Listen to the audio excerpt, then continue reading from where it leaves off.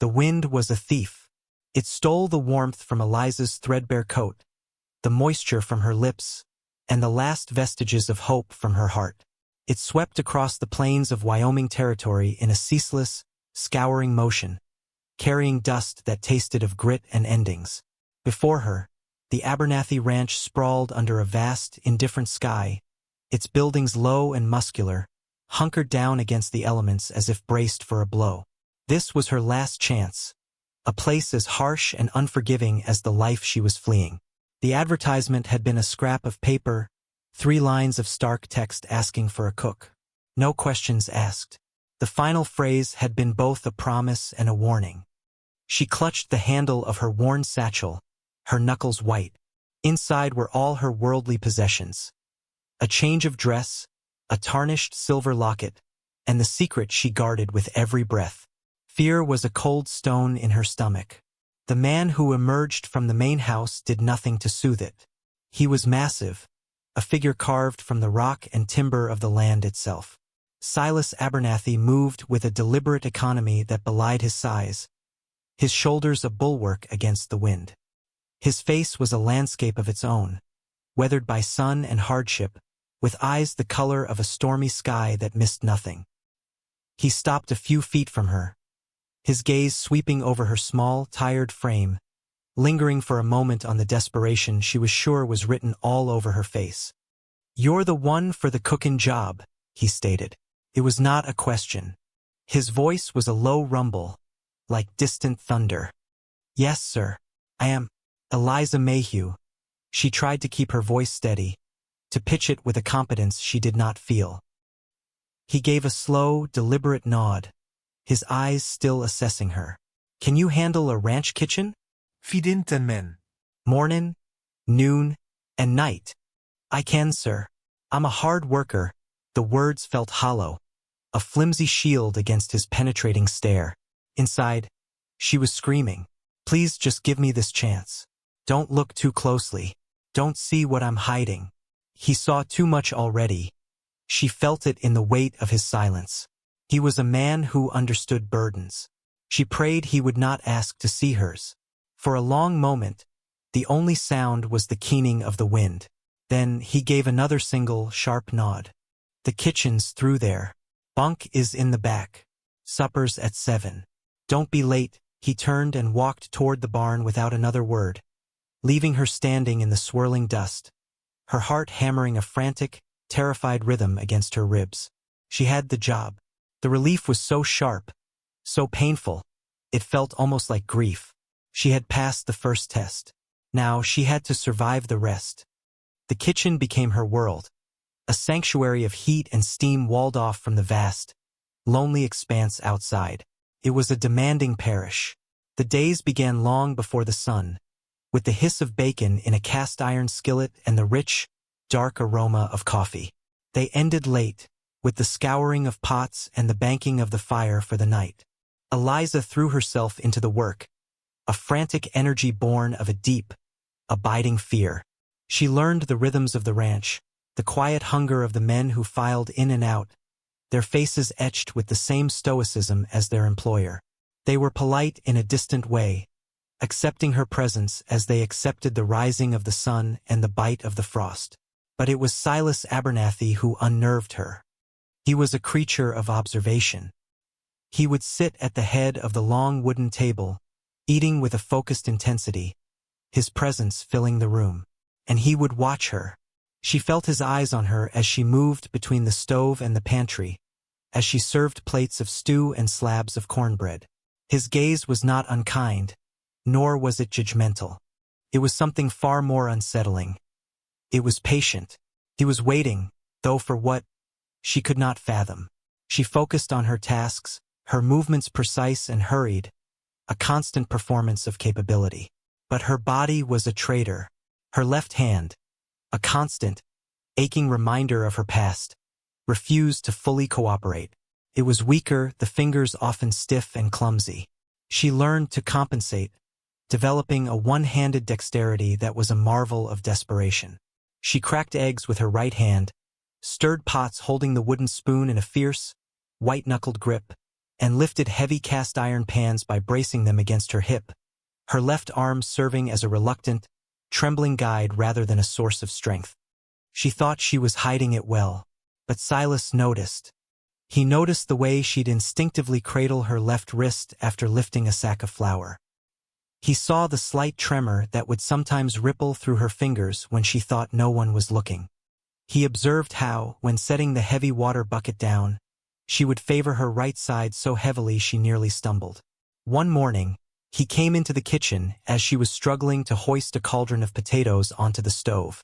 She gritted her teeth, her right arm straining, her left providing almost no purchase. Without a word, his large, calloused hands appeared on either side of the pot, lifting it effortlessly and setting it on the hot surface with a quiet thud. He met her startled, fearful gaze for a fraction of a second, his expression unreadable, and then left as silently as he had come. The gesture was not repeated, but other, smaller things began to happen. A new, lighter skillet appeared on a low hook, easy to reach. The heaviest sacks of grain were moved to a waist-high shelf. The woodbox by the stove was always filled to the brim each morning, a task she had previously struggled to complete. These were quiet, practical acts of grace, offered without comment or expectation of thanks. They terrified her more than any accusation could have. Pity was a vulnerability she could not afford, but this felt different. It felt like understanding, and understanding was a dangerous intimacy. She had built her walls so high, so thick, and with every silent, helpful gesture, she felt him patiently dismantling them, stone by stone. Her secret was a fragile thing, and she felt it straining under the weight of his quiet attention. The breaking point arrived on a Tuesday, in the thick, humid air of the kitchen before a storm. The sky outside had bruised to a dark purple, and the pressure in the atmosphere felt like a physical weight on her shoulders. She was kneading dough for the evening's bread, a task she dreaded. It demanded an equal partnership between her hands, a strength her left side simply did not possess. She pushed the heel of her right hand into the pliant mass, then folded it, trying to force her left to follow suit. A sharp, searing pain shot up her forearm, a hot wire pulling from her wrist to her elbow. Her fingers spasmed, losing their grip. With a strangled gasp, she tried to steady the large ceramic mixing bowl perched precariously on the edge of the counter. It was no use.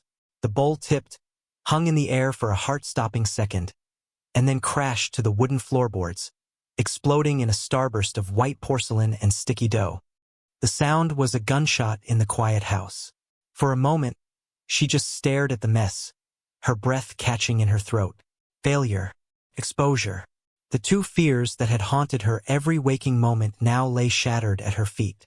She sank to her knees not to clean the mess, but because her legs would no longer hold her.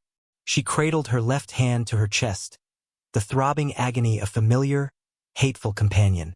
Hot tears of frustration, pain, and utter defeat finally spilled over, tracking clean paths through the flour dusting her cheeks. The kitchen door creaked open. Silas stood there, his massive frame silhouetted against the storm-darkened doorway. He took in the scene, the shattered bowl, the splattered dough, and her, a crumpled figure on the floor. She braced herself for the inevitable anger, for the dismissal she knew must come. But the anger never came. He walked slowly into the kitchen, his heavy boots making soft, deliberate sounds on the floorboards. He knelt before her, a mountain folding itself to meet her at her lowest point. The air was thick with the smell of yeast and ozone and her own quiet despair. "Eliza," he said, his voice softer than she had ever heard it. He did not ask what had happened. He already knew. He simply looked at her hand, pressed so tightly against her chest. "Let me see." It was a quiet request, not a command. Trembling, she hesitated. This was it. The final wall. To show him was to show him everything. But looking into his steady, patient eyes, she found she had no strength left to refuse. Slowly, numbly, she extended her arm. His touch was impossibly gentle. His large, rough fingers carefully unfastened the button on her sleeve, his movements methodical and sure. He pushed the damp fabric back, past her wrist, up her forearm. And then he fell silent. The storm broke outside, a sudden clap of thunder rattling the windows. But the storm in the kitchen was a quiet, terrible thing. Exposed to the dim light were the scars. They were not the clean lines of an accident. They were a brutal atlas of cruelty. A thick, raised ligature mark circled her wrist, a permanent bracelet of violence where ropes had once bound her. Below it, a constellation of thin, silvery lines crisscrossed the pale skin. And above it all was the undeniable evidence of a bone badly broken and poorly set. A slight, permanent crook in her forearm that explained everything. The weakness, the pain, the tremor. They were battle scars, not from a war fought on a field, but in the supposed sanctuary of a home. He finally looked up from her arm to her face, his gaze holding hers. His stormy eyes were dark with a question he did not need to ask aloud. "My husband," she whispered, the words tasting like ash. Before he passed, his jaw tightened, a muscle flexing along the hard line of his chin. He did not recoil in horror or pity her with platitudes. He simply held her gaze, his expression shifting from observation to a deep, resonant anger. An anger not directed at her, but for her. He carefully, gently lowered her arm. Then, with a tenderness that unmade her, he reached out and, with his thumb, wiped a tear from her cheek. The gesture was one of profound acceptance. He had seen the ugliest part of her story, the source of her shame and her pain, and he had not turned away. In the quiet of the wrecked kitchen, as the rain began to lash against the windows, Eliza felt the terrifying, liberating sensation of being truly seen. The weight she had carried alone for so long had not vanished, but for the first time, it felt as though someone else was helping her bear it. That evening, a new quiet settled between them, different from the tense silence that had preceded it. The fear had bled out of her, replaced by a fragile, tentative peace.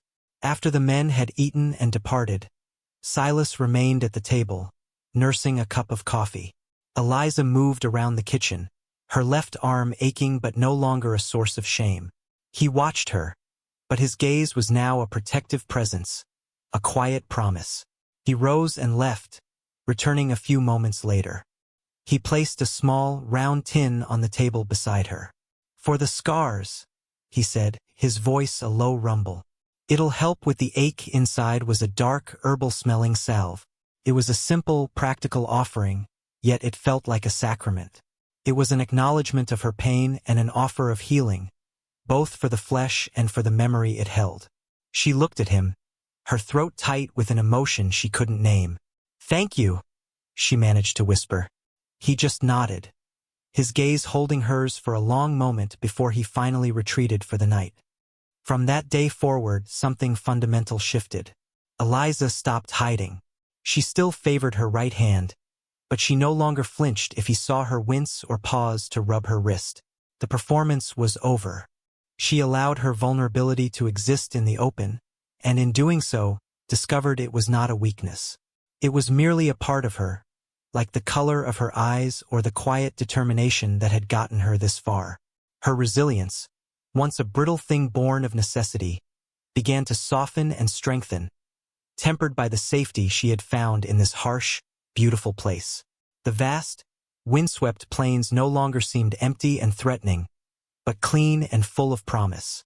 The ranch was no longer a hiding place, but a home. One evening, weeks later, they sat on the porch steps, a comfortable silence stretching between them as they watched the sun bleed purple and gold across the horizon. The wind was gentle, a soft murmur instead of a thief. "Next spring," Silas said, his voice thoughtful as he gazed out toward a fallow patch of earth near the house. "I was thinking of puttin' in a garden." He turned to her, his expression serious. "What would you like to plant?" The question was simple, but it held the weight of a future. It wasn't a question for a hired cook, but for a partner. For the first time in years, Eliza allowed herself to think beyond the next meal, the next day, the next storm. A small, genuine smile touched her lips. She had survived. And now she was ready to grow.